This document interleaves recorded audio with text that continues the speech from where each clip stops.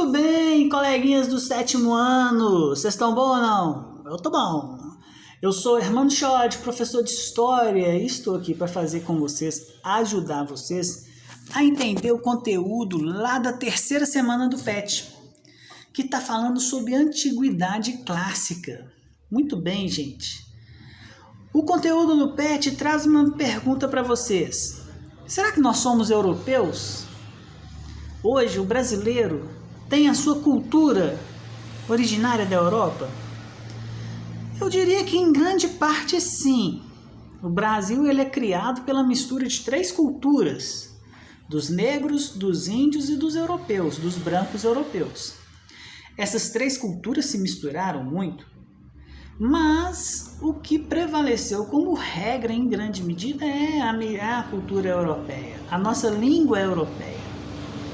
O nosso jeito de vestir é europeu, a nossa política é europeu. Boa parte do que nós pensamos como valores são europeus. Mas aí vem a pergunta, e de onde vêm esses valores e essas culturas europeus? Não são só da Europa, são do mundo. A Europa virou ali o resultado de uma mistura de culturas que vem da Ásia, da África e de parte do sul da Europa. Cultura do Egito, da Grécia, de Roma e de todas essas antigas civilizações clássicas. Essas antigas civilizações estão quase todas localizadas no entorno do Mediterrâneo e do deserto da Arábia, da região do Oriente Médio.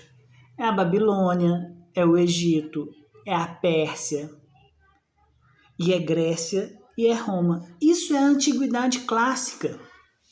A Índia, a China também, com sua parte. É clássico porque é ela que dá origem a tudo. Eu falei, a nossa política é europeia? Sim, a nossa política é europeia. Mas a política europeia vem de onde? A democracia vem de onde? Vem da Grécia. A nossa língua, o português, é europeu? É, o português é europeu. Mas o europeu é uma língua latina.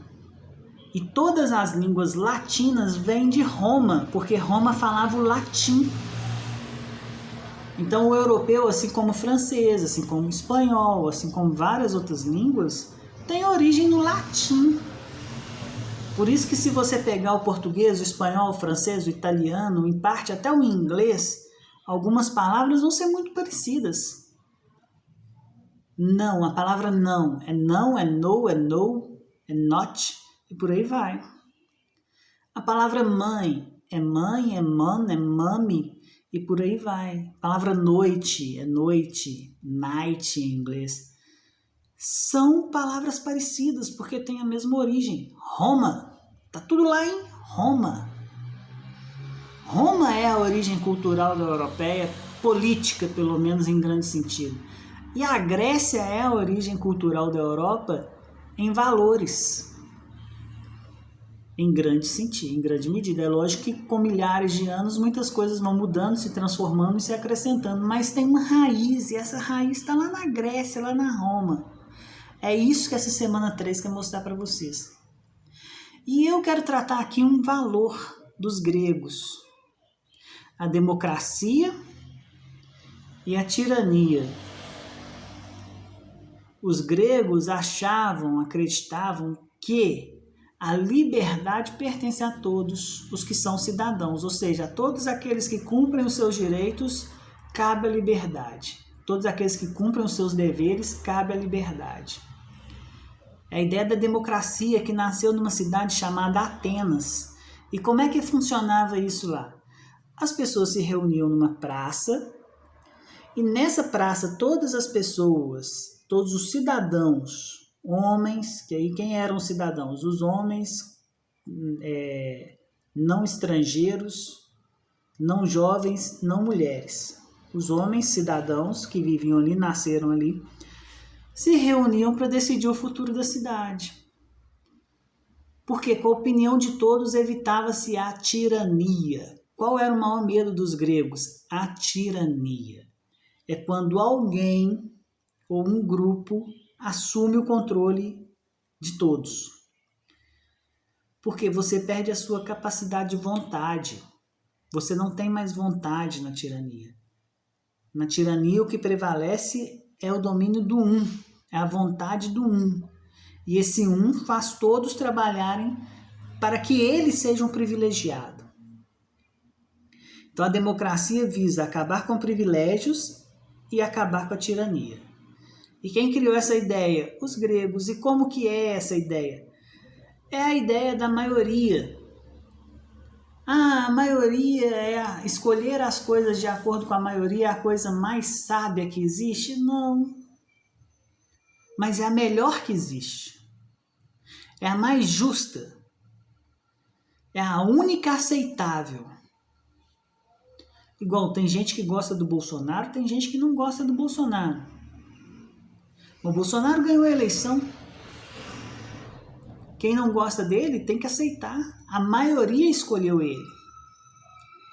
Se ele não desobedecer às leis, se ele não fizer nada fora da lei, se ele respeitar a lei, ele vai continuar sendo presidente. Porque a maioria quis que ele fosse. E se na próxima eleição o Bolsonaro se candidatar e não vencer, cabe fazer uma ditadura? Não. Na democracia, não. Porque a maioria escolheu que ele não deve continuar. Ah, mas eu não concordo com a maioria. Bom, isso é um problema seu. Os gregos acreditavam que era importante saber ganhar e era importante saber perder. Por isso, inclusive, a maratona, a Olimpíada é tão importante para os gregos.